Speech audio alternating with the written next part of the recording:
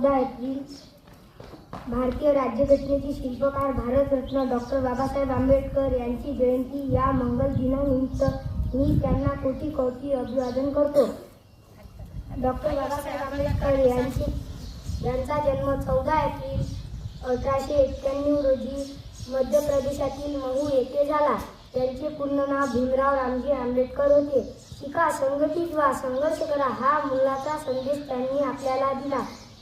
बाबासाहेबांनी अहोरात्र अभ्यास करून उच्च पदव्या संपादन केल्या. समाजातील जातीभेद आणि अन्यायाविरुद्ध त्यांनी लढा दिला. संविधान लिहून सर्वांना समानतेचा हक्क मिळवून दिला. म्हणून त्यांना घटनेचे शिल्पकार आणि ज्ञानाचे सागर म्हटले जाते.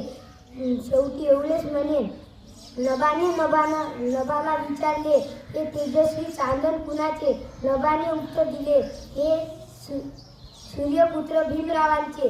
आज आपण त्यांची जयंती साजरी न करता त्यांचे विचार साजरे करत आहोत. आज आपण त्यांची जयंती साजरी करत आहोत. जय हिंद, जय भारत.